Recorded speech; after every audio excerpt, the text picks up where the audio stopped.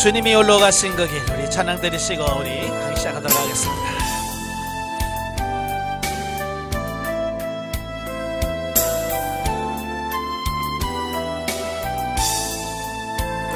주님이 홀로 가신 그 길 나도 따라가고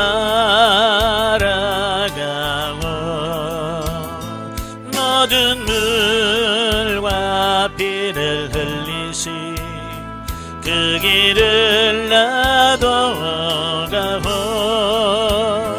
험한 산도 나는 괜찮소 바다 끝이라도 나는 괜찮소 죽어가는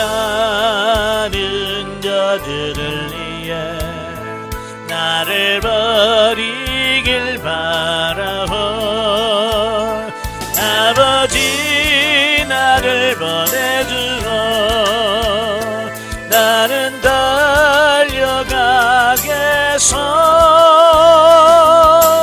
목숨도 아끼지 않겠소 나를 보내주오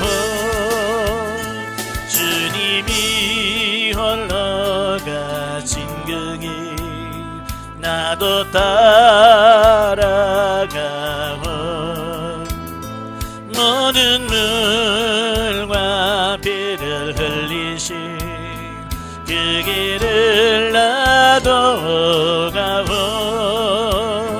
험한 산도 나는 괜찮소 바다 끝이라도 나는 괜찮소 죽어가는 저들을 위해 나를 버리길 바라오 생명을 버리면서까지 나를 사랑한 당신 이 작은 나를 받아주고 나도 사랑하오 아멘. 기도하겠습니다.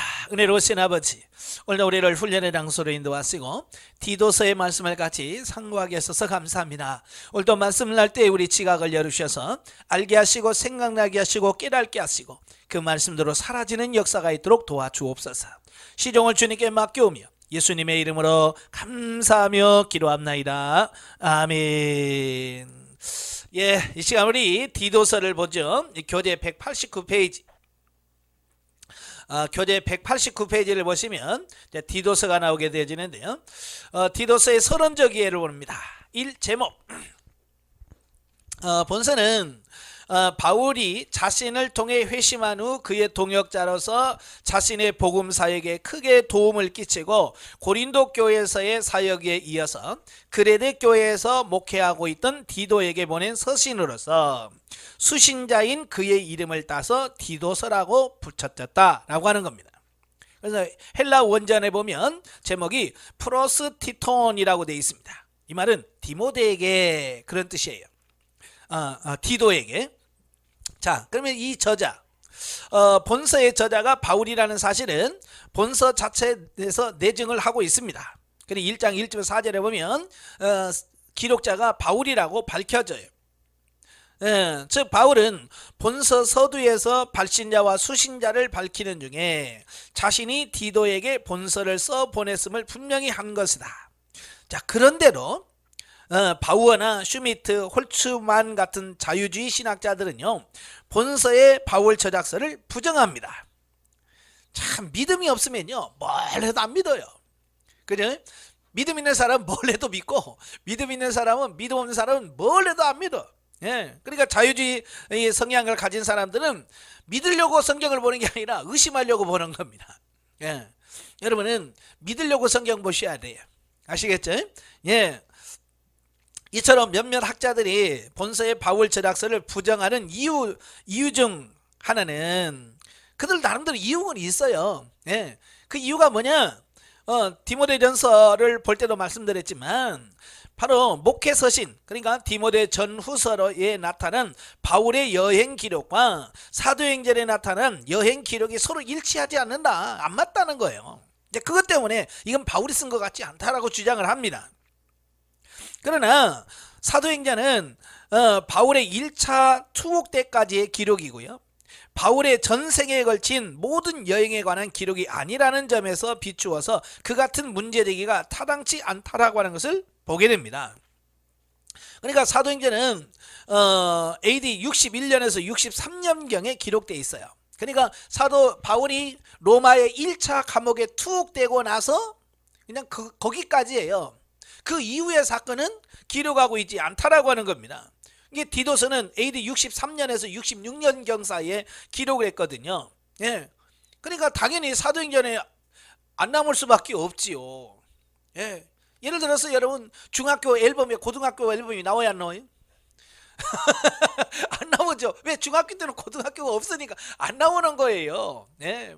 마찬가지예요. 그러니까 바울 서신 중에서 비교적 늦게 기록되어진 목회 서신은 사도행전이 기록되고 난 후에 기록되어진 것이죠. 그래서 사도행전에는 목회 서신을 쓴 기록이 나올 수가 없는 겁니다.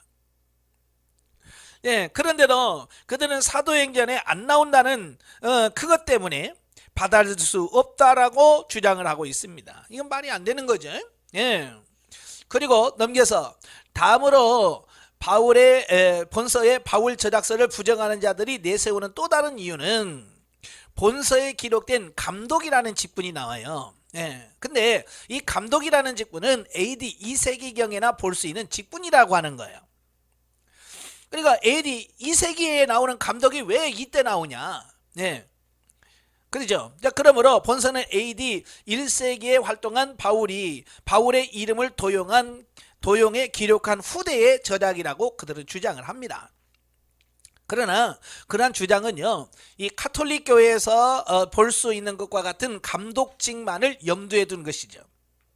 이미 AD 1세기 초대교회에서도요, 장로와 집사라는 직분제도가 수립되어 있었음을 성경 여러 기록에 의해서 충분히 입증됩니다. 예, 그래서 사도행전 6장 1절부터 6절, 또 14장 23절, 디모데전서 5장 17절, 야고보서 5장 14절. 예, 그리고 그 장로줄 중에서 특별히 감독의 직책을 만든 자들도 있었다라고 하는 겁니다. 예, 참고로 AD 2세기경의 감독은 몇 개의 지역교회를 지도하는 직책을 가진 자로서 개교회의 장로보다 상위 직급자로 인식되었으나 AD 1세기경에는 장로와 감독이 동일한 직급이었다. 따라서 본서의 감독에 대한 언급이 있다는 이유로 본서의 바울 저작서를 부정하는 것은 타당하지 않다라고 하는 겁니다. 그러니까 교회의 역사가 진행되어져 가면서 직분이나 여러 제도들이 조금씩 현실적으로 많이 바뀌어져 가고 있습니다. 예. 왜냐하면 시간이 지날수록 이제 교회 숫자가 늘어가잖아요. 그래 숫자도 많이 늘어가고 성도들도 많이 늘어가죠.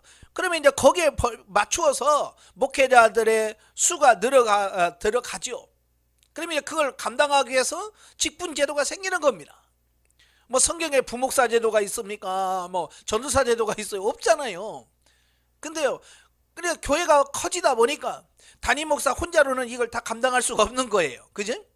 그래서 혼자 감당할 수 없어서 부목사를 세우게 되고, 또 부목사도 여럿이 있다 보니까 또 그 중에서 수석 부목사가 또 생기고, 예? 그러니까 교회의 상황에 따라서 여러 이렇게 직분제도 이렇게 생기는 겁니다. 예? 장로도 마찬가지죠.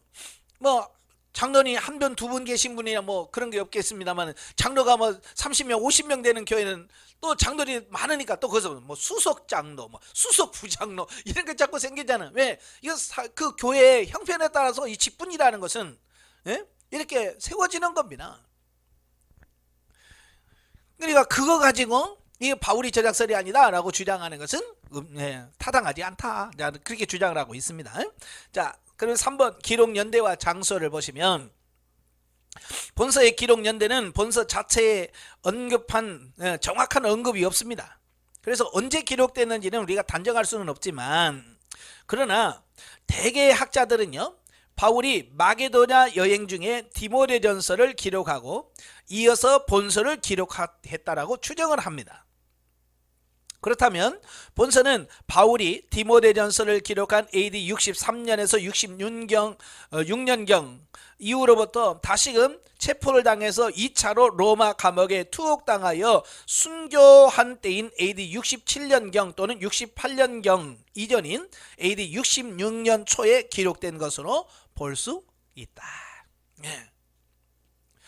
이제 4. 기록 동기와 배경을 보시면, 자, 본서는 그 로마 1차 투옥에서 풀려난 바울이 마게도냐와 아가야 지방을 여행하던 중에 그레데 교회에서 목회를 하고 있는 믿음의 아들이자 사랑하는 동역자인 디도에게 교회 조직과 질서를 확고하게 하기 위해서 목회 지침을 주고자 써 보낸 서신이다 라고 하는 겁니다. 그러니까 이미 목회를 하고 있는 그에게 목회를 더 잘할 수 있도록, 또 목회 어려운 부분들을 해결해 주기 위해서 보낸 서신이라는 그런 뜻이에요. 그러니까 AD 63년경 로마의 1차 감옥에 갇혀 있다가 무죄로 풀려납니다. 석방이 되죠.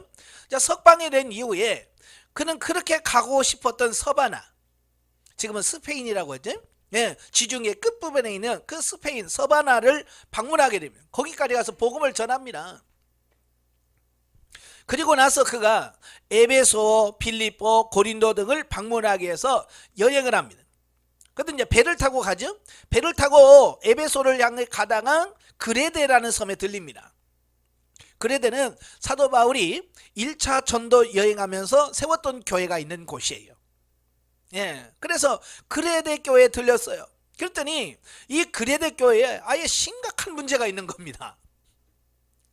그러니까 사도 바울이 1차 복음을 전하고 지금까지 거의 한 20년이라는 시간이 지났잖아요.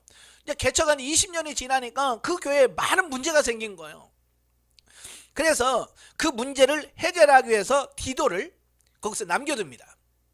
여기 너 디도는 여기서 목회하면서 이 교회 장로들도 세우고 직분자도 세우고 교회 좀 이단들도 처리하고 그러라고 여행하다가 디도를 그곳에 남겨두고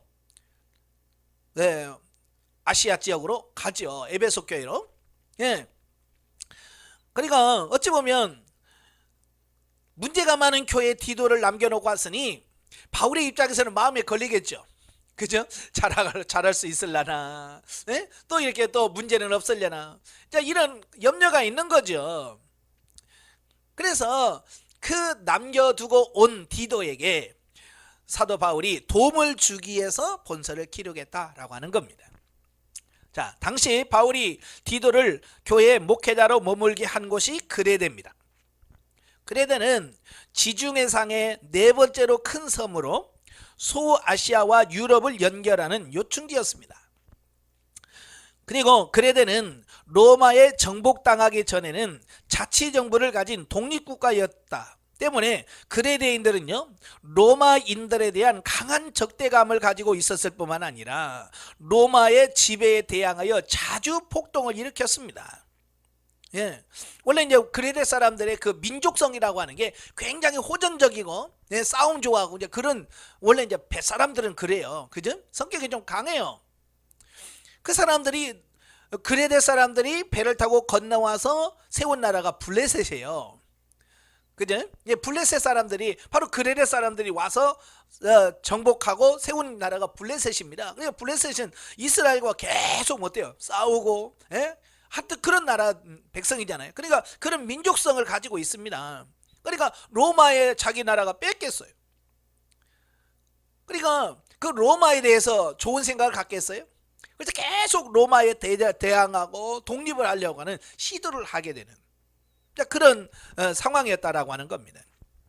또한 이곳에는요, 초대교회 당시에 양대 이단인 유대주의적 율법주의와 또 영주주의 중 특별히 유대인의 영향을 받아서 할례 실시와 같은 형식적인 구약 율법 준수를 구원의 필수 조건으로 내세우는 유대주의적 이단, 곧 율법주의자로 인하여 그리스도의 복음의 진리가 상당히 왜곡되어져 있었다라고 하는 겁니다. 그러니까 이 그레데는 지리적으로 이스라엘과 가까워요. 그래서 이 그레데라는 섬에는 유대인들이 많이 건너가서 살았어요. 그러다 보니까 자연적으로 유대인이 많다 보니까 그들의 영향을 받겠죠. 그 유대인들은 율법이랑 또 깜빡하잖아요. 그러니까 그들은 계속 율법을 강조하는 겁니다. 그래 예수를 믿었어도 옛날 자기들이 배웠던 그 율법주의를 못 놓는 겁니다. 그래서 예수 믿어도 할례 받아야 돼. 예, 예수 믿어도 율법을 지켜야 구원받아 라고 주장을 하게 되어지는 겁니다. 예, 그래서 이 교회가 굉장히 혼란스러울 수밖에 없었다라고 하는 겁니다.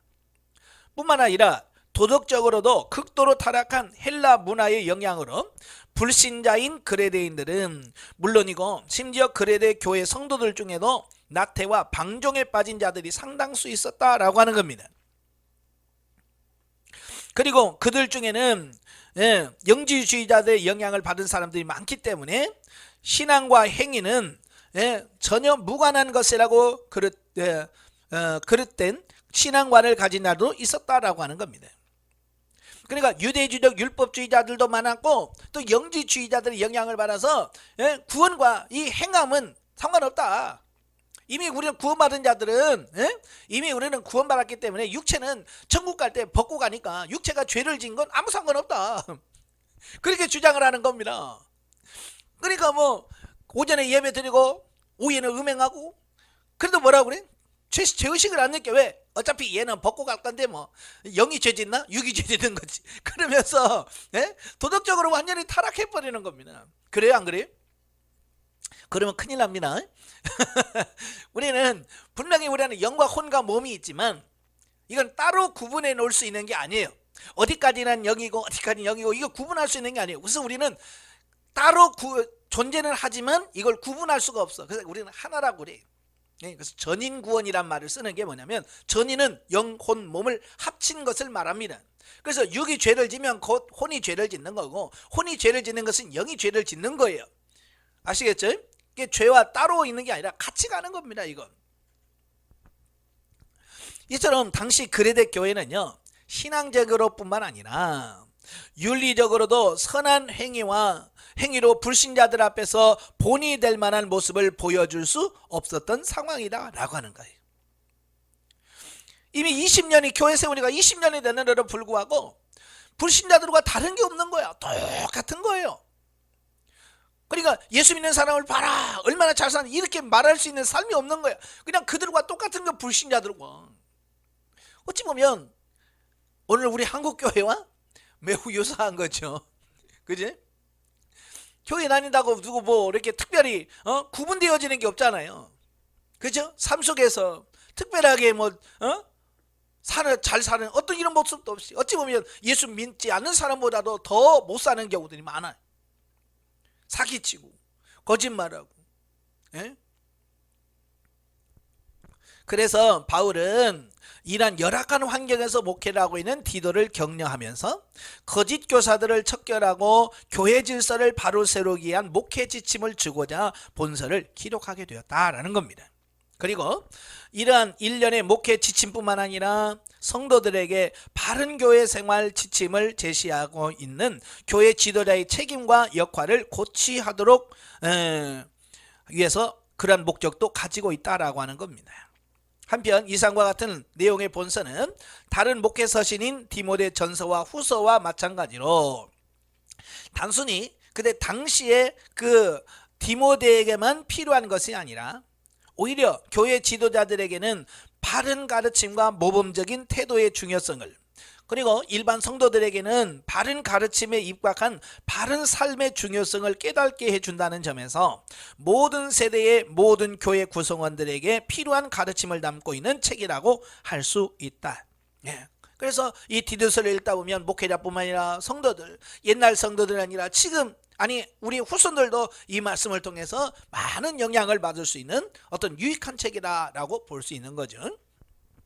디도서의 특징을 보면 본서는 디모데 전후서와 더불어 모든 지역교회에서 어렵게 목회를 하고 있던 목회자들에게 보낸 서신이라는 점에서 어느 정도 공통된 교훈과 사상 어투들을 지니고 있습니다. 그러나 본서에서만 볼 수 있는 특징이 있는데요. 첫째, 하나님의 선택, 구원의 보편성, 영생, 또 그리스도의 신성, 재림, 칭의와 같은 기독교의 핵심 진리가 논리적으로 제시되어 있다라고 하는 겁니다.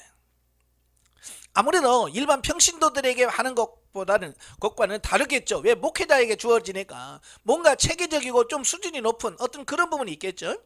예. 이는 하나님의 구원의 은혜에 입각하여 성도가 어떻게 행동해야 마땅한지를 자연스럽게 교훈하기 위함이다. 즉 본서는 기독교의 핵심 진리에 기초하고 있으면서 교회 생활과 관련된 실제적인 교훈들을 주고 있다라고 하는 것을 보게 되어집니다. 예, 제가 강의하면서 이 신학과 교리, 이게 중요하다라는 말을 제가 많이 하거든요. 예, 신학이라는 굉장히 중요한 겁니다. 왜냐하면 그 신학과 교리, 이것은 결국은 뭐야? 우리의 삶과 신앙생활과 매우 유사한 거예요. 근데 한국교회는 희한하게요, 신학을 완전히 무시해버려요. 예. 그래서 심지어는 뭐라고 그러냐면 예수님도 신학 안 했는데, 그러면서 신학한 걸 뭘 그렇게 무시하고 마치 신학이 전혀 필요 없는 것처럼 이렇게 무시하는 경향이 있습니다. 어느 분도 저한테 그러더라고요. 와, 예수님 무슨 신학교 나왔어요? 그러더라고요. 그래서 당신이 예수님이야? 내가 그랬어요. 그렇잖아요. 예수님은 하나님 자체니까 신학이 필요 없는 분이죠. 그분 자체가 신학이니까. 그렇잖아요. 근데 우리는 예수님이 아니잖아요. 그렇잖아요. 우리는 예수님이 아니니까 배워야죠. 배우다는 제대로 배워야 돼요. 그냥 대충 해갖고 안 돼. 어느 분이 저한테 그래요. 자기도 신학한데 그래서 어떻게 하냐 그랬더니 매주 토요일마다 가서 6시간씩 공부한대요. 그게 신학이라. 그래서 내가 그래서 어디 가서 명함 내묻지 말라고 그랬어요. 그것도 1년에 3학기. 방학 없고 4개월씩 해서 토요일마다 가서 6시간씩 공부하면서 그게 신학은, 그게 무슨 신학이냐고. 그건 아니에요. 우리 신대원에서도 한 주에 우리 학점이 24학점, 26학점, 많이 할 때는 28학점을 해. 그렇게 공부해야, 그렇게 공부해도 막상 목회 현장에 나오면 얘 모르는 게 더 많아.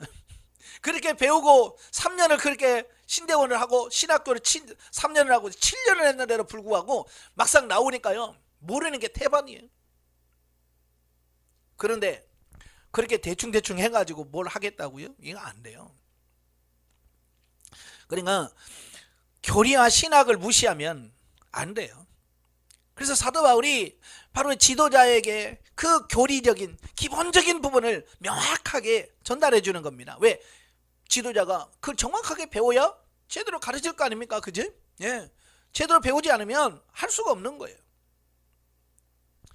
두 번째, 바울이 이방인인 그레데인 선지자의 글을 인용하여 그레데 교인들을 경책한 것도 특기할 만하다.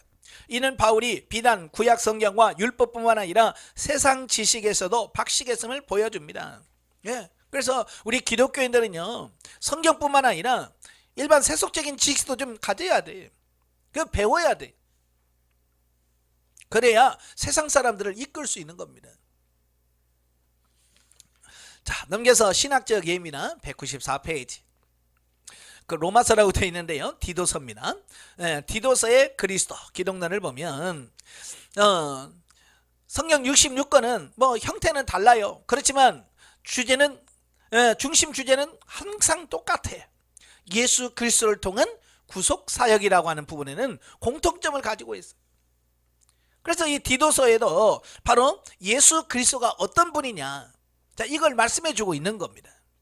자, 밑에서 6번째 줄 보면 본서에서 바울이 소개하고 있는 그리스도는 자기 몸을 대속물로 내어 놓으심으로써 우리의 죄를 사하시고 구원하신 분이실 뿐만 아니라 또 성령을 보내주셔서 의롭고 순결한 성화의 길로 성도들이 나아갈 수 있게 하는 분이시며, 장차 재림하사 당신과 함께 모든 성도들을 영원한 천국으로 들어가게 하시는 분이시다 라고 그리스도에 대해서 명확하게 설명을 해주고 있습니다. 그래서 그리스도가 성도 구원의 전 과정, 다시 말하는 중생, 또 성화, 그리고 종말에 얻을 영원한 천국의 영광의 근거가 되시는 분이라는 사실을 여기서 말씀해 주고 있습니다. 자, 여기서 사도 바울이 자 이렇게 이걸 강조하시는 이유가 뭘까? 그레데 교인들이 유대주의적 율법주의자들과 그 영지주의자들의 영향으로서 예수 그리스도를 자꾸 빼내고 배제하고 어떤 율법이나 신비주의적인 것에 빠져 있기 때문에 그게 아니라고 하는 것을 가르쳐 주기 위해서 이걸 강조하고 있다라고 하는 것을 보게 됩니다. 그러니까 예수 그리스도가 구원이잖아요. 예수 그리스도 빠지면 뭐 아무것도 없어요. 중생, 성화, 뭐 종말 이런 거 예수 빼면 아무것도 없어요. 그래서 예수가 모든 구원의 최고다. 예수 없이는 안 된다. 이걸 강조한 거죠. 그러므로 우리 모든 성도는 모든 자신의 삶의 중심에 이러한 성도의 구원의 근거가 되시는 참 구원의 진리이신 그리스도께서 자리 잡도록 함으로써 사단의 획책에 의한 이 세상의 악한 풍조나 이단에게 미혹되지 말아야 할 것이다. 예수 그리스도가 우리의 신앙과 모든 삶의 중심이 되어야 돼. 근데 예수 그리스도가 중심에서 벗어나면 이건 참된 신앙이라고 할 수 없는 거죠. 그리고 하나님께 헌신하는 삶을 살며 날마다 그리스도의 장성한 분량에 충만한 데까지 이르는 성화의 노력을 게을리하면 안 된다. 우리는 끊임없이 예수 그리스도를 닮아가는 이 성화의 작업들은 계속 이어져야 됩니다. 그냥 우리가 단순히 주일날 성경 제끼고 교회 갔다 와서 나 예배 드렸어 그 순위에 멈추면 안 됩니다. 그건 그냥 기본이고요. 그런 삶을 통해서 내가 예수 그리스도를 닮아가는 게 최고예요. 거기까지 가야 돼. 그래서 누가 우리를 보든지 참 예수님 닮으셨네요 그래야 돼. 그죠? 교회에서나 가정에서나 아이고 우리 권사님 오면 꼭 내가 하나님을 보는 것 같아, 예수님 보는 것 같아 이래야 돼. 근데 한 번도 그런 말 안 나오면 문제가 심각한 거예요. 어때요? 그런 말 들어요 못 들어요? 못 들어요? 못 들으면 심각한 거야. 회개하셔야 돼. 하나님 내가 신앙생활을 수십 년 해도 어떻게 내 속에서 아직 예수님의 모습이 안 나타나나? 그치? 예수님의 모습이 나타나지 않는 부분에 대해서 우리가 회개하시고 반성하셔야 돼. 이 디도서의 신학적 주제, 하나님의 택함 받은 성도와 또한 그들을 지도하는 목회자의 삶은 올바른 신학적 토대 위에 기초해야 합니다. 이게 이제 가장 중요한 겁니다. 모든 신학이나 이것은 신학의 바탕 위에 이게 세워져야 돼. 근데 이 신학이라고 하는 이 토대가 잘 세워져 있지 않으니까 자꾸 이단에 넘어가고, 그냥 교회에서 신앙생활 열심히 하다가 어느 날 보면 뭐 이만희가 뭐 하나님이라나 뭐 어찌다나 속 빠져서,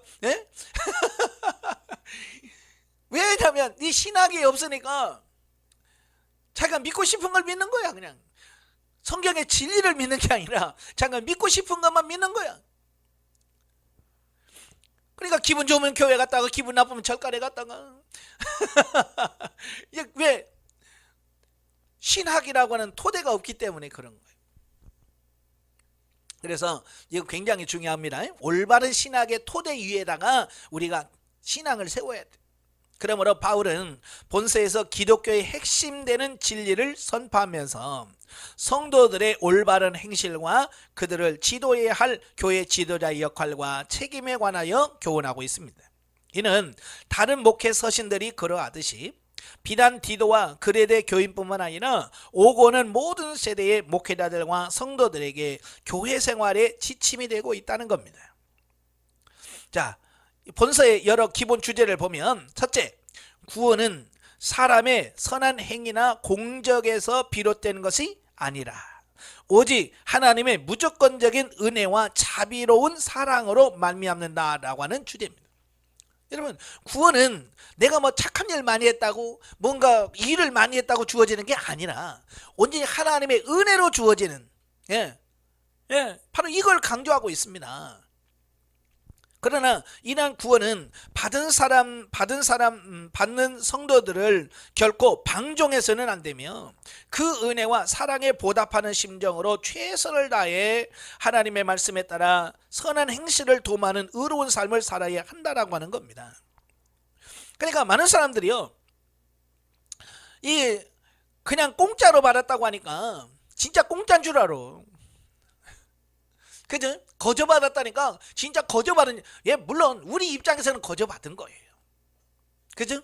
내가 뭐 선한 것도 안 했고 뭐 무슨 일도 안 했는데 하나님께서 그냥 그저 구원해 주니까 우리 입장에서는 공짜지만요, 하나님 입장에서 생각해 봐요. 하나님의 입장에서는요, 자기 사랑하는 독생자 외아들을 십자가에 못 박혀 죽으면서까지 우리를 구원하신 거예요. 이걸 보셔야 돼요. 그러니까 이런 거요, 자식이 엄마 용돈, 아빠 용돈, 자식의 입장에서는 지도 일도 안 하고 그냥 돈만 벌리면 돈을 받잖아요. 그러니까 자식의 입장에서는 뭐요? 이건 뭐 아무 수고도 안 하고 돈 받았으니까 이건 꽁돈이잖아요. 그러나 그 부모가 자녀들에게 용돈을 주기 위해서 부모는 아침부터 직장에 가서, 진짜 무시당하면서 때로는 퇴직하는 압박도 받아가면서 그걸 견디면서 그걸 벌어서 오는 거잖아요. 그죠? 그걸 알면 자식들이 아빠 용돈, 그래서 그걸 함부로 쓰겠어요? 못 쓰죠. 마찬가지인 거예요. 우리가 구원을 그냥 공짜로 받았으니까 막 에이 몰라 막 죄짓고 회개하면 되지, 이게 아니란 말이에요. 많은 사람들이 이걸 모르니까 삶 속에서 변화될 생각도 안 하고 새로워질 생각도 안 해. 그냥 공짜로 받은 건데 뭐. 그래서 자기 마음대로 사는 겁니다. 이건 아닌 거예요. 즉 참 믿음은 반드시 선한 행실을 수반하는 것이다. 그러니까 이 순서가 중요한 겁니다. 구원받기 위해서 선을 행하거나 어떤 뭘 해서가 아니에요.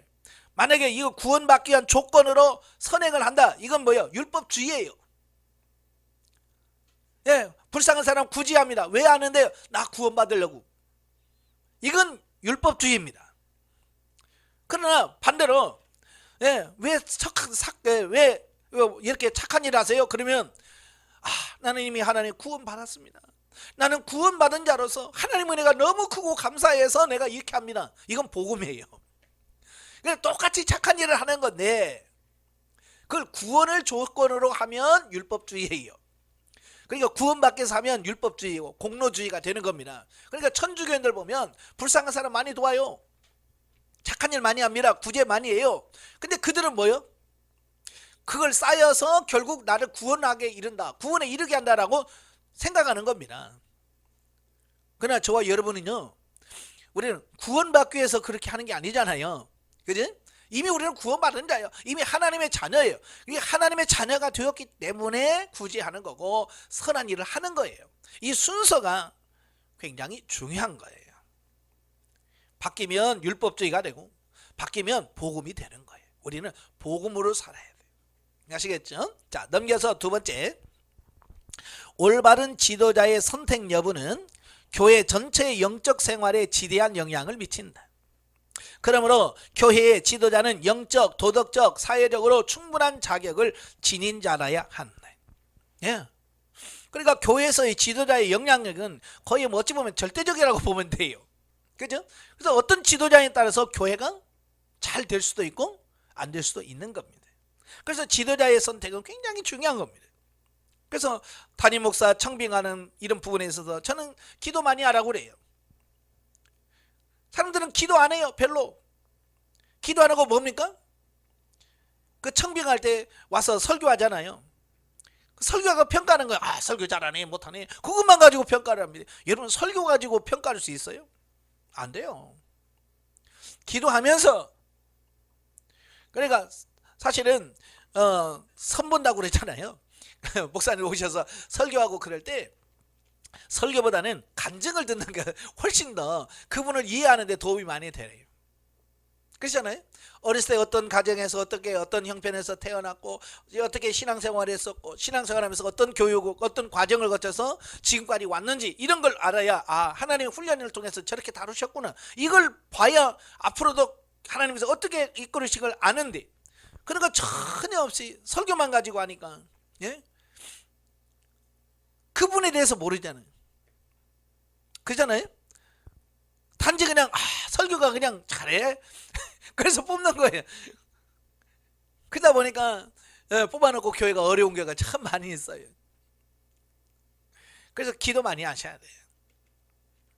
세 번째로 목회자와 교회 지도자들에게는 성도들을 거짓 가르침으로부터 보호하고 그들이 진리의 말씀에 합당한 삶을 살 수 있도록 양육할 책임이 있다. 목회자는 그런 책임이 있습니다.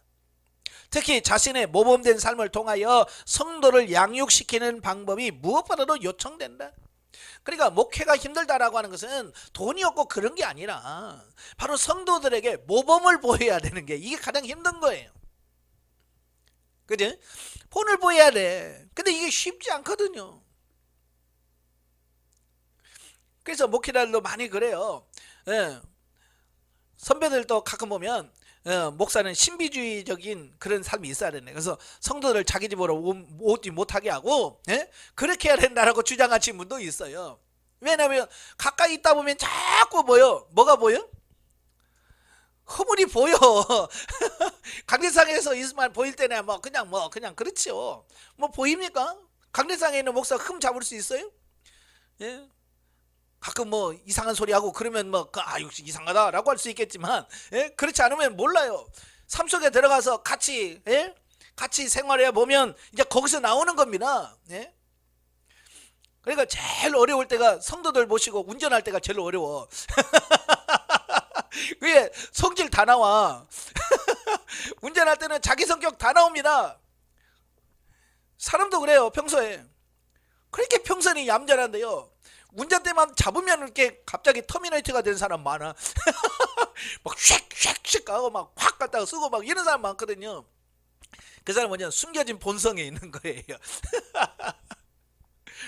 그러니까 이 운전할 때는 본성이 그대로 나와요.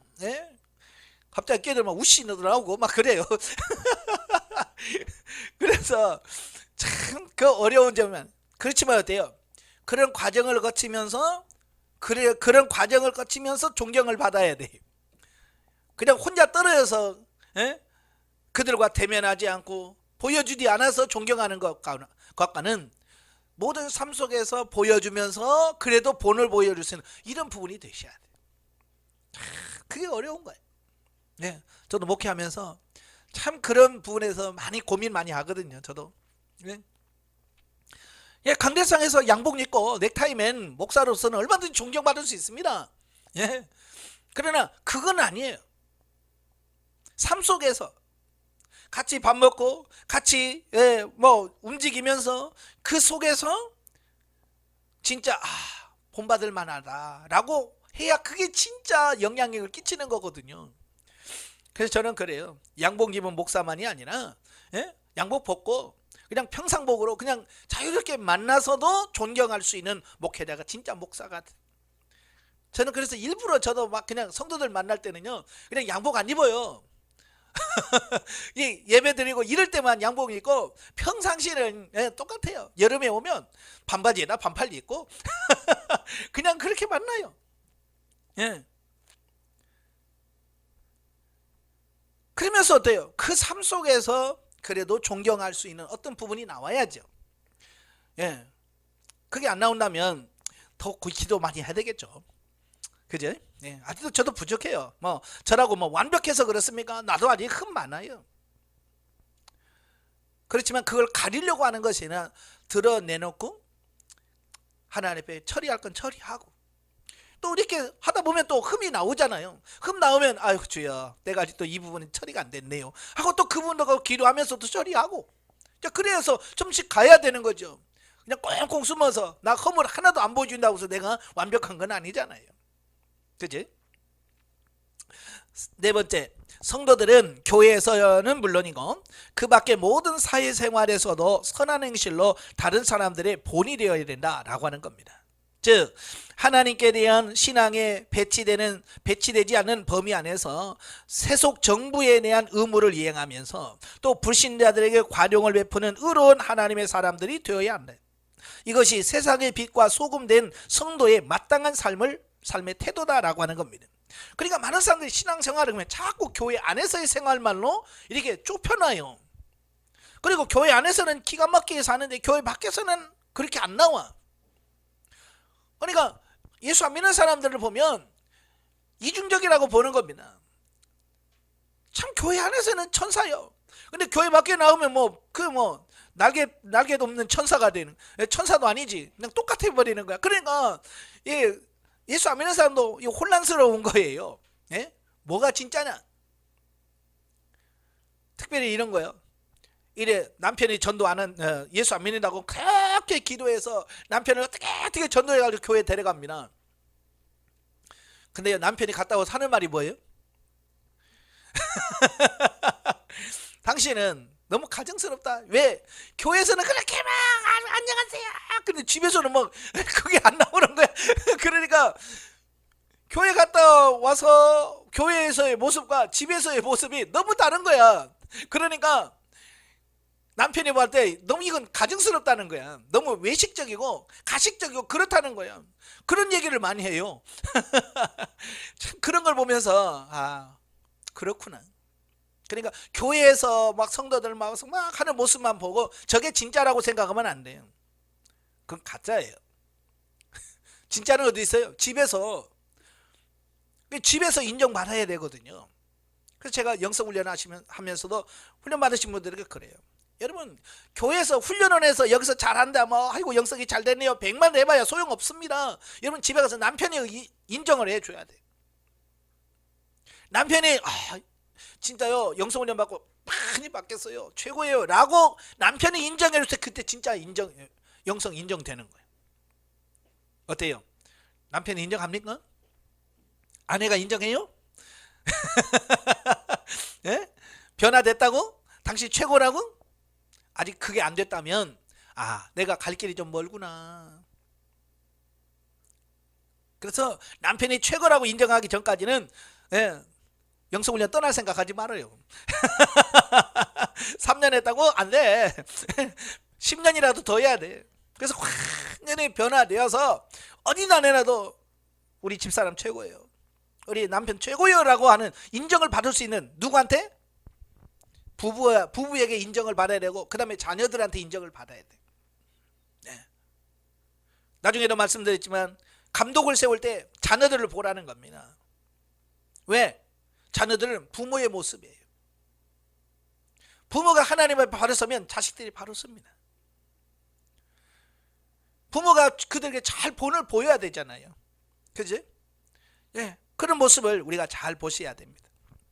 자, 3. 디도서와 현대 성도. 본서는 비록 바울이 당시 그레데 교회를 맡아 목회하던 디도에게 보낸 개인적 편지입니다. 그러나 그 내용상 오고 오는 모든 세대의 목회자들은 물론이고 교회 구성원들인 모든 성도들이 교회 공동체 생활을 영위함에 있어서 필요한 교훈들을 담고 있습니다. 자, 오늘 우리들에게 주는 교훈이 뭐냐? 첫째, 오늘날 예수를 믿는다 하는 자들 중에도 자신의 구원을 확신하지 못하고 불안해하는 자들이 많다. 그 이유는 구원을 얻기 위해서는 어떤 식으로든 자신의 선행이나 공적을 쌓아야 하지 않겠느냐라고 하는 강박관념에 사로잡혀 있기 때문이다 라고 하는 겁니다. 예, 오늘날도 많은 분들 그래요. 처음에 와서 기초 상담한다고 그러죠. 사명소명 달란트 영적인 단계 말할 때요, 중생하셨네요. 그러면 그래요? 나 중생하는 줄 알았는데. 그게요, 신앙생활 수십 년 한 우리 권사님들, 장로님이서 나와. 그 말이 무슨 말이에요? 내가 아직 중생했어요? 라고 말한다는 것은 뭐예요? 아직도 구원에 대한 확신조차도 없다는 얘기예요. 그게 심각한 문제예요. 예. 자기가 아직도 중생했는지도 모르면서 신앙생활해요. 그러면서 장로, 권사 일을 한단 말이에요. 그러니까 그럼 왜 그렇게 생각하세요? 기도도 못하고 봉사도 그러고 얘기하고 있다니까요. 그러니까 그게 구원에 대한, 중생에 대한 어떤 이런 부분에 대해서 확신이 없는 거고, 아직도 뭐요, 율법주의적인 공로주의적인 강박관념에 묶여 있다는 거예요. 그러니까 그걸 잘 이용한 사람들이 누구냐? 이단들이에요. 이단들이 곡을 파고 들어가거든요. 특별히 구원파 같은 경우는, 당신 구원 받았냐? 그래서 구원 받았다. 언제? 몇 월, 며칠, 몇 시에? 막 파고 들으면 글쎄 구원 받았다고 했는데 몇 월 며칠 그게 없네. 그게 잘못 믿은 거야. 그러면 어떻게 하는데? 그래서 홀랑 넘어가 버리는 겁니다. 그걸 기가 막히게 이용하는 거예요. 자, 이에 부합해서 역사상 행위 구원을 가르치는 이단자들이 많이 생겨났습니다. 과거 역사상 초대교회 당시에도 그러했고요. 지금도 그러하다. 그러나 우리의 모든 성도는 이런 거짓 교훈을 경계하고 사람의 선행이나 공적으로서가 아니라 오직 믿음으로서만 구원 받을 수 있음과 구원은 하나님의 선물이라는 복음의 진리를 굳게 붙들어야 할 것이다 라고 하는 겁니다. 이건요 변화가 없습니다. 지금이라고 해서 이러고 뭐 100년 후에는 이게 또 바뀌어진다 아니에요. 똑같아요. 구약이나 신약이나 믿음으로 구원받는 건요 똑같은 원리입니다.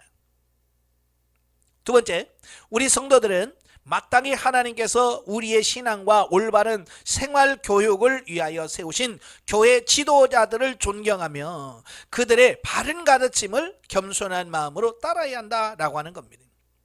우리가 영적인 성장에서 이거 중요합니다. 대부분이 많은 성도들이 신앙생활하면서 자기 담임 목사를 존경을 안 해. 그 맨날 담임 목사 흉봐. 나 그렇고 교회 다니는 거 보면 신기해. 그죠? 그러니까 담임 목사에 대한 부정적인 시사, 이 생각, 이런 걸 가지고 그 설교 시간에 뭘 들을 거야, 뭘 들을. 그죠? 설교 들으면 맨날 판단할 거 아니요. 그죠? 아이고 말은 잘하네. 그래서 그렇게 들으면서 그게 무슨 은혜가 되고 그 말씀으로 내가 무슨 영의 양식을 삼겠어요. 그래서 물론 잘못하면 또 무비판적으로 목사님이니까 믿어. 뭐 이것도 문제가 심각한 거예요. 담임 목사를 부정하는 것도 문제지만 이건 더 문제예요. 무조건적으로 믿는 성도들. 지금 얼마나 그런 사람들이 많으죠. 심지어 징역을 살아 잘못하면 예를 들어서 어디 교회에 뭐 성폭력하고 뭐 해가지고 징역 살아도 우리 목사님 그러면서 쫓아다니잖아. 그게 바로 이거 심각한 거예요. 이거 무비판적으로 무조건 받아들이는 거예요. 그러면요 하나님 믿는 게 아니에요. 그건 이미 사람의 종이 돼버린 거예요. 저도 이제 목회자들 만나서 여러 얘기 하거든요. 제발 성도들을 내 종 삼지 마라. 내 종 만들지 말고 하나님의 종 만들어라. 하나님의 말씀을 듣고 하나님 말씀에 순종하는 그런 성도를 만들어야지. 내 말이면 그냥 끔뻑해. 이건 무서운 거예요. 자기가 하나님이 되어버린 거잖아요. 그리고 여러분도 마찬가지예요. 무조건적으로 따르라는 말이 아니라 진리냐 아니냐, 이런 부분을 잘 보시고 따라가야 돼요. 아시겠죠? 그러니까 무비판적으로 막 무조건 따라가면 안 되면 이거 뭐 이단 교주도 아니고 그렇잖아요. 그러니까 목회자도 바로 서야 되고 성도들도 바르게 살아야 자기 신앙과 자기 믿음을 지켜요. 세 번째, 우리 성도들은 교회 안에서 또는 사회 안에서 자신이 처한 위치와 신분에 맞는 책임과 역할을 수행하는 일에 최선을 다해야 한다. 그리고 무엇보다 경건하고 선한 행실로 다른 사람의 모범이 되는 삶을 살아야 한다. 아마 우리는 교회 안에서 사는 것처럼만 세상에 나가서 살면 다 대단한 사회 변화를 일으킬 겁니다. 교회 안에서는 잘 사는데 밖에 나와서 못 살아서 문제지. 교회 안에서만 같이 웃어봐. 그렇잖아요. 교회에서 아이고 권사님 집사님 이렇게 살아봐. 세상에 나가서 해봐. 세상에서 다 인정받는다니까. 근데 그게 안 돼. 교회 안에서는 되는데 밖에서는 안 돼. 네 번째로 우리 성도들은 삶 속에서 대하게 되는 불신 이웃과의 관계에 있어서 항상 다툼과 논쟁을 피하고 관용으로 대하기를 힘써야 된다. 어찌 보면 예수 믿는 사람들 마음이 좀 더 넓어야 돼요. 근데요, 마음이 더 좁아. 뭐 하나요? 그 사람과의 관계가 틀어지면요, 풀질 않아, 예수 믿는 사람들이. 쉽게 말하면 예수 안 믿는 사람은요, 대판 싸우고도요, 막걸리 한잔 마시고요, 미안하네, 그러면 끝나버려. 근데 이 예수 믿는 사람들은 1년이 가도 안 풀어, 10년이 가도 안 풀어요. 한번 딱 이렇게 걸잖아요, 이거 안 풀어요. 제가 그랬잖아요. 땅에서 풀면 하늘에서 풀리고, 땅에서 매면 하늘에서 매인다. 왜 예수 믿는 사람이 복음 못 받아요? 이게 많아서 그래. 이게 딱 한번 걸어지면 너 안 봐, 그러면 죽어도 안 봅니다. 왜 그래요? 왜? 마음을 좀 넓히셔야 돼. 아시겠죠? 예? 다섯 번째, 우리 성도들은 주변의 형제들이나 이웃에 대해 선을 행하기를 힘써야 합니다. 바로 그것이 세상의 빛과 소금된 성도의 마땅한 자세다 라고 하는 겁니다. 예? 예수 안 믿는 사람도, 예? 연말이 되면 불우이웃 돕기 해가지고 평생 모았던 것도 그냥 갖다 내고, 그런데 예수 믿는 사람들은 그냥, 예? 아주, 예? 너무 인색해가지고요, 10원 한 장 안 내놓으려고 그러고, 그러면 이거 안 돼요. 예수 안 믿는 사람보다는 다 우리가 선을 행했지 않겠습니까? 그치? 예. 넘겨서 구속사적 봅니다. 본서를 통해 하나님께서는 하나님의 극진한 사랑과 예수 그리스도의 은혜, 그리고 성령의 역사하심으로 말미암아 구원받은 성도들은 생활에 있어서도 불신자들과 달리 삶의 모범이 되어야 하며, 믿음의 실천을 통해서 하나님께 영광 돌리는 삶을 살아야 한다라고 말씀하고 있습니다. 어찌 보면 오늘날 우리 성도들이 가장 풀어야 될 숙제가 이거 아닌가? 예? 삶에서 모범이 되어주고 실천함을 통해서 보여주는 거. 예수 믿는 게 이러는 거예요. 예. 예수 믿으면 이렇게 평안하고 좋아 라고 보여줘야 돼. 근데 만나서 이야기하면 그냥 세상 근심 걱정 다 하고, 예? 세상 사람도 그냥 맡겨, 다 운이야. 그런데도, 예? 예수 믿는, 이거 그게 아니야 그러면서 또 염려하고 있고, 그러니 이걸 뭐 어떻게 하겠어 이거. 예수 안 믿는 사람한테 못해가지고 어떻게 그들에게, 예? 본을 보여주고 선을 행하겠습니까? 예? 어쨌든 그냥 예수 안 믿는 사람이 예수 믿는 사람 훈수한다니까. 그러니까 예수 믿는 사람 모여서 아이고 교회 권사가 어떻고 장로가 어떻고 목사가 어떻고 막 그러면, 예수 안 믿는 사람 아유 그러면 쓰나, 에? 같이 교회 다니면서 사랑해야지. 예수 안 믿는 사람은 그렇다니까. 나는 그게 제일 창피한 거예요. 그게 예수 안 믿는 사람은 훈수 둔다고요. 설마 여러분 안 하시겠죠? 자, 하나님께서는 사도 바울을 통해서 디도를 양육하시고 또 그로 하여금 그레데를 바로잡게 역사하신다. 하나님의 은혜로 그토록 핍박하던 예수님을 만나고 변화받은 바울을 이방인의 사도로 세우시고 그리스도를 닮아가도록 고난 가운데 많은 연단을 시키셨다. 자, 이게 뭐냐면 하나님은요, 하나님의 일하실 때 하나님이 직접 하시 않으셔요. 사람을 통해서 항상 일하십니다. 예를 들어서 이런 겁니다. 하나님이 여러분을 영성훈련 시키실 때도 하나님께서 갑자기 여러분을 하는 게 아니에요. 하나님 뭐요? 누구를 보내서, 저를 보내서 여러분에게 지금 강의를 통해서 여러분 강의를 듣게 하시는 겁니다. 예, 하나님이 하신 거예요. 그 다음에 또 여러분을 훈련시킬 때는 누군가 파트너를 또 보내주셔서 파트너를 통해서 또 역사하십니다. 이거 하나님이 사람을 통해서 항상 하셔요. 그리고 하나님 제가 돈이 필요하거든요. 그러면 하늘에서 돈벼락이 툭 떨어지는 게 아니에요. 그죠? 누군가가 들고 와. 사람이 들고 와. 사람이. 그잖아요. 사람이 들고 와서 목사님 쓰세요. 쓰세요. 이런단 말이에요. 항상 하나님은 누구냐? 사람을 통해서 일하시고 사람을 통해서 역사하시는 겁니다.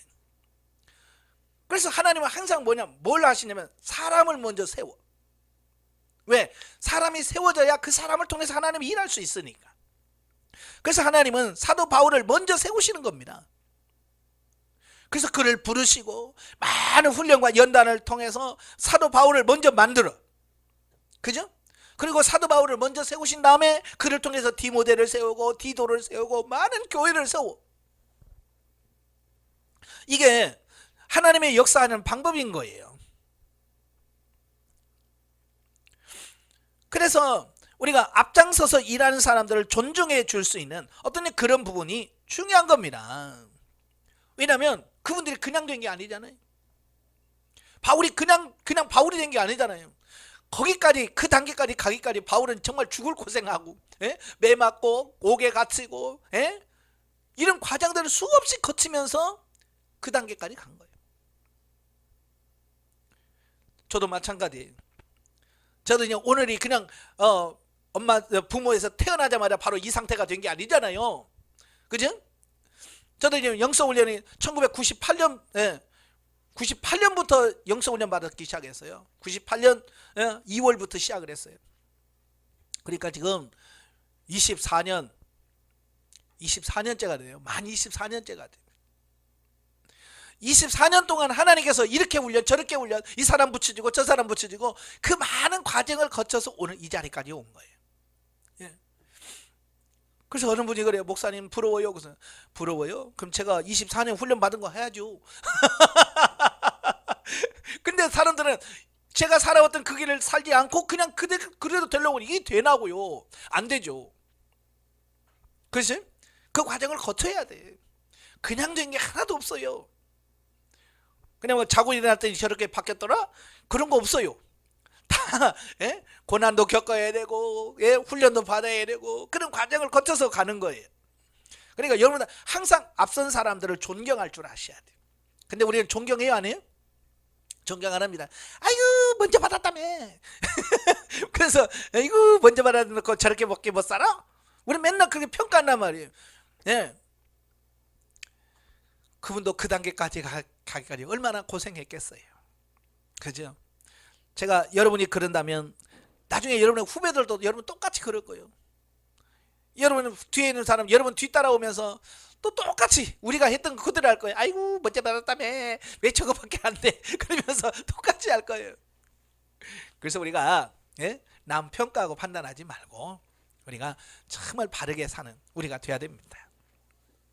자, 오늘날 우리에게도 훈련된 목회자를 보내시고 그들을 통하여 무성도들을 양육하시는 모습을 볼 수 있게 되는데, 양육받은 우리들이나 가르치는 목회자들의 한결된 신앙의 정점은 오직 한 분 예수 그리스도를 닮아가는 길이다. 그래서 목회자도 예수님을 닮아가고 성도를 목회자를 닮아가는 이게 최고 목표가 돼야 돼요. 가끔 나는 다 됐거든 너희들이랑 또 이건 아닌 거예요. 목회자나 성도나 다 뭐요? 목표는 단 한 가지요. 예수님을 닮아가는 거. 그게 목표로 돼서 열심히 가셔야 돼. 아시겠죠? 영적에 보죠. 199페이지. 바울은 본서에서 디도에게 어려운 목회 상황 가운데서 바른 사역에 대한 지침을 전달하고 있다. 세상에 쉬운 목회는 하나도 없어요. 성도가 많다고 편한 것도 아니고 성도가 없다고 편한 것도 아니고 있으면 있는 대로 힘들고 없으면 없는 대로 힘들고요. 참 교회라는 게 꼭 그래요. 쉬운 것은 하나도 없어. 바른 진리에 대한 교훈과 신앙의 올바른 삶을 증거할 수 있는 경건한 삶, 교회 지도자를 세우는 지침에 대하여 말씀하고 있다. 우리는 본성을 통해서 바른 신앙의 목표에 대하여 상고해 보아야 합니다.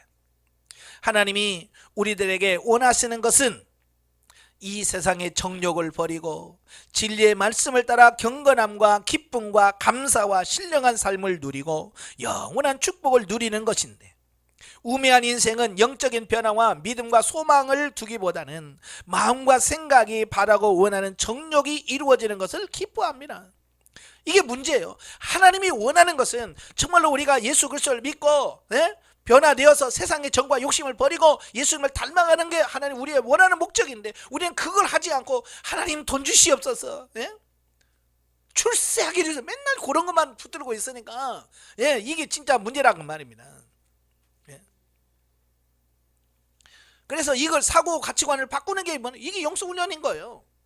세상적이고 육신적이고 죽고 썩을 것을 따라가는 우리들에게 그게 아니야. 그건 죽고 썩을 거야. 진짜는 이거야 라고 우리의 삶의 방향을 바꾸는 거예요. 이게 영성훈련인 거예요. 이게 교육만 가지고는 안 되고 하나님의 여러 훈련의 과정을 거치면서 이게 바뀌어지는 겁니다. 예. 자, 진실로 예수님의 재림을 기다리는 믿음의 사람은 고난을 떨쳐버리고자 재림을 기다리는 것이 아니라 자신의 수고를 갚아주시는 주님을 믿고 믿음의 수고를 아끼지 않으며 재림을 기다리는 자이다. 자, 이 말이 무슨 말이냐면요, 많은 사람들이 살다가 너무 힘들면 아이고 주님 빨리 와야지. 그러니까 힘들면 주님이 빨리 와야지. 그래요. 다시 말하면 고난이 싫어서 신앙생활하는 것이 아니에요. 어찌 보면 우리는 고난을 벗어버리려고 신앙생활하는 게 아니고 고난을 벗고자 주님 빨리 오셔야 됩니다. 그게 아니에요. 우리는 고난을 통해서 우리 자신이 변화되고 새로워져서 정과 욕심을 십자가에 못 박고 예수 그리스도를 닮아가는 삶이 나와야 돼. 근데 많은 사람들은 뭐예요? 고난 자체를 그렇게 싫어해. 예. 저도 뭐 그랬으니까요. 처음에 훈련 받을 때 저도 그랬어요. 왜 영성 훈련 받냐? 아이고 고난이 싫어서 어떻게 하면 고난 안 받을까? 영성 훈련 하면 안 받을까? 고난 없을까? 그래서 했어. 예, 처음엔 저도 그래요. 그런데 훈련 받다 보니까 고난이 복인 걸 알고 가치관이 바뀌니까 이제는 뭐요? 이제는 하나님 고난도 좋습니다. 괜찮아요. 고난 통해서 내가 변화된다면 이보다 더 큰 훈련도 괜찮습니다. 라고 하는 그런 가치관으로 바뀌어진 겁니다. 여러분도 그런 가치관으로 바뀌어지길 바래요. 예, 바꿔져서 이제는 고난을 통해 주시기를 원하시는 그 하나님의 상을 바라보셔야 돼요. 예, 사도 바울도 위에서 부름의 상을 위하여 나는 달려가노라 쫓아간다 그랬잖아요. 우리도 그 상을 위해서 쫓아가는 여러분 되셔야 됩니다. 자, 예수께서 친히 제물이 되어서 자신을 주심으로 하나님의 백성들을 진리대로 살고 거룩한 삶을 살 수 있도록 하셨다. 불신자들은 아무리 윤리도덕적으로 완벽하여도 생명적인 삶을 살 수가 없으나 신자들은 하나님의 말씀대로 거룩한 삶을 살기 위해 자신의 몸과 마음을 들이면 거룩한 삶을 살 수 있다. 왜? 예수 안 믿는 사람 그 안에 예수가 없어. 생명이 없어요. 그러나 저와 여러분 안에 예수님이 계시잖아. 생명이 계시잖아요. 그러니까 우리는 얼마든지 살려고 몸부림만 치면 돼요. 변화될 가능성이 있습니다. 생명 되신 예수 그리스도가 우리 안에 있으니까 날마다 새로워지시는 은혜가 있길 바라요. 자, 넘겨서 디도라는 인물에 대해서 한번 살펴봅니다. 예, 디도는 바울의 신실한 동역자입니다. 인적 사항을 보면 디도라고 하는 말은 공경하다라는 뜻입니다. 그는 헬라인입니다. 예, 이방인이에요. 디모데 같은 경우는 아버지가 헬라인이고 어머니가 유대인입니다. 그래서 디모데 같은 경우는 유대인에 속합니다. 유대인들은 둘 중에 하나만 유대인이면 유대인으로 인정해줘요. 그러니까 디모데는 유대인이고 이 디도는 아예 부모가 다 헬라인이기 때문에 그는 이방인에 해당됩니다. 그는 그레데 교회의 목회자요 바울의 믿음의 아들이자 신실한 동역자다. 그러니까 아마 믿음의 아들이라고 하는 것 보면 사도 바울에게 전도받았고 사도 바울에게 양육받았고, 자 그래서 믿음의 아들이라고 이렇게 말씀하고 있고요. 자, 시대적 배경을 보면 AD 1세기 후반경에 주로 활동을 했고요. 이 시기는 예수 그리스도의 승천과 오순절 성령 강림 이후 예루살렘에서 태동한 초대교회가 로마 제국으로 확장되던 때입니다. 이때 디도는 3차에 걸친 세계 전도 여행을 하던 바울과 동행해서 복음 전파 사역에 헌신하였을 뿐만 아니라 당시 대부분의 초대교회들이 겪고 있었던 교회 조직의 미비 및 이단의 공격 등으로 인한 어려움을 겪고 있던 그레데 교회를 비롯하여 안디옥 또 고린도 교회에서도 목회를 하고 했던 것을 보게 됩니다. 자, 이 디도의 성품을 보면 첫째, 중대한 임무를 띠고 고린도 교회에 몇 차례나 파송될 만큼 성실하고 믿음직스러운 자라고 말씀합니다. 사실 이 고린도 교회는 참 문제가 많았잖아요. 그지? 특별히 이 네파로 나뉘어서 나는 아볼로파, 나는 바울파, 나는 게바파, 나는 그리스도파, 네파가 나눠서 막 싸우고 그 속에 들어가서 이걸 정리하려면 얼마나 힘들겠어요. 근데 그 일을 손수 바울에게 파송을 받아서 그 일을 정리한 사람이 누구냐? 디도예요. 예. 그러니까 정말 그 얼마나 중요하면 예? 그분을 디도를 보냈겠어요. 예? 원만한 성격에다가 이런 거 중재를 잘하고 어떤 그런 부분이 있기 때문에 예, 그걸 했겠죠. 예. 그 다음에 두 번째, 바울이 그를 크게 아끼고 그로 인하여 위로받을 정도로 매사에 헌신적이고 진실하다. 예. 사도 바울도 힘들고 어려웠을 때 디도를 만남으로 내가 큰 위로를 받았다 그래요. 예. 그러니까 믿음의 선배인 바울도 위로를 받을 만큼 예. 그렇게 성장한 사람이다라고 볼 수 있는 거죠. 예. 저도 그래요. 목회하다 보면 좀 힘들고 어려울 때 평신도들이 와서 목사님 그러면서 위로해 준다면 예? 그때 위로가 돼. 예. 그럼 목회자를 위로해 줄 정도로 사도 바울을 위로해 줄 정도로 그가 성장하고 성숙했다 그 얘기를 하고 있는 거예요. 그 다음에 세 번째, 말썽 많은 고린도 교회인들을 잘 인도하여 그들에게 존경받은 것으로 보아서 현명하고 열성적이고 사랑이 많은 자였다라고 하는 것을 보게 됩니다.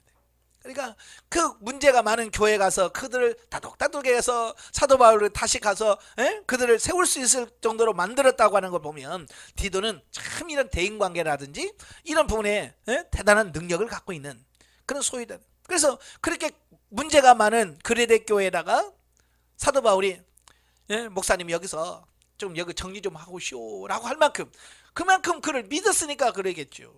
근데 사람들은요 피스메이커가 있고 트러블 메이커가 있어요. 예. 피스메이커는 뭐요? 싸우는 사람 잘 따독따독 하는 사람이 있는가 하면 그냥 사람들도 이간질 시켜가지고 서로 싸움 시키는 사람이 있어요. 여러분 어느 쪽에 속해요? 저는 이제 전도사 때 제가 이제 북한 선교회라는 신학회에서 제가 사역을 좀 했었거든요. 그래서 임원으로 사역도 하고 그러니까 이제 겨울 방학, 여름 방학 때 전국에 있는 신학생들, 제가 할 때 많이 모이면 한 450명. 예, 그래서 신학생들만 이렇게 모여서 이제 훈련하는 그런 프로그램을 진행을 해요. 그러니까 전도사들 얼마나 셉니까? 그죠? 전국에 있는 전도사들 다 모여놨으니 얼마나 세요. 그러니까요, 제가 이제 임원으로 있으니까 이제 여러 임원들 가서 좀 통솔 좀 하라고 그러면 가서 싸워. 싸워. 막 문제를 일으켜. 아 참말로. 근데 희한하면 내가 가면 안 싸워. 참 나도 모르겠어.